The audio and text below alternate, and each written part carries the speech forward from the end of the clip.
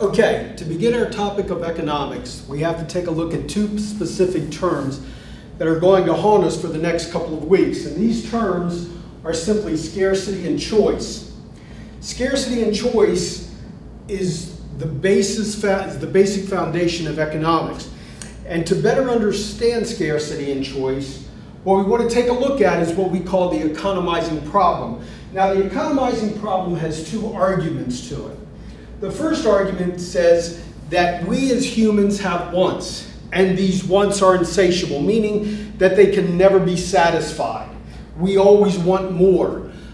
We want the first car, then all of a sudden we want another car, we want a larger house, we want the Blu-ray DVD player as opposed to the simple DVD player, or even the VCR if you want to go back that far. We desire these wants, we want these wants because they provide us with a certain degree of utility.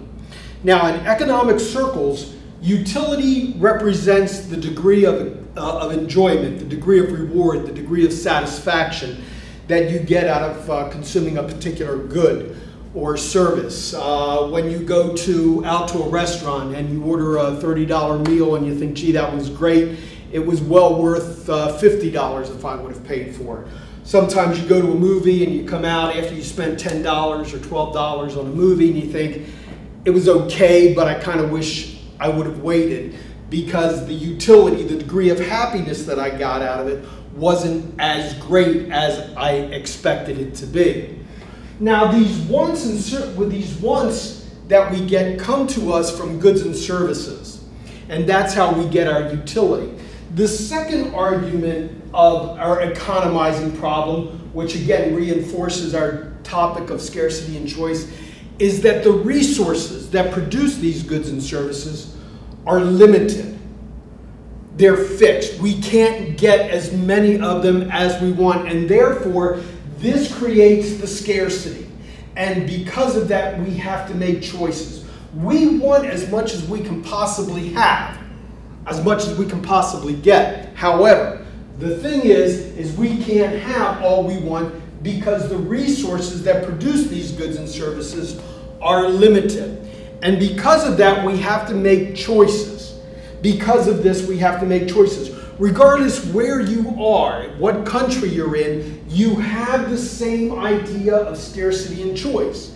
In some third world countries, perhaps in Asia, perhaps in Africa, their scarcity and choice exists on a very low level. Do I have enough to eat tomorrow?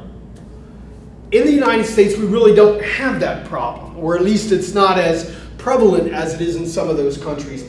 Our scarcity and choice might mean, do I have enough money to be able to go to a show and buy the economics book that I have to buy?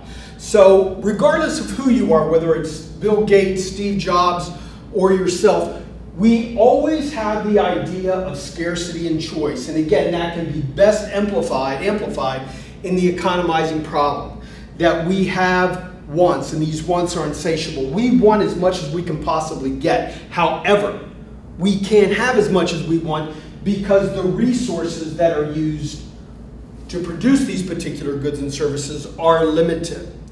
To that end, we have two different types of economics that we need to talk about. The first type is microeconomics. Microeconomics is the term micro comes from Greek, which means small. And basically what that is that we're taking a very microscopic look at the economy.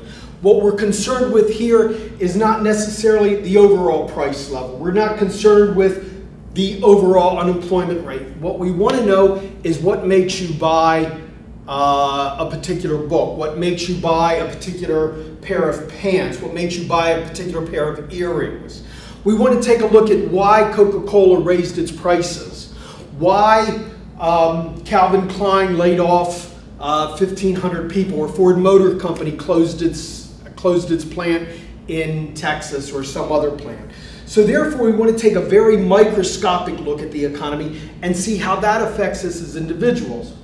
The term macroeconomics, for those of you photography buffs, Macro is a large setting on a camera or on a video camera, and it allows you to blow up and take a look at all the details that are specific within that particular subject. And therefore, macroeconomics means large, and therefore we're taking a much larger look at the economy.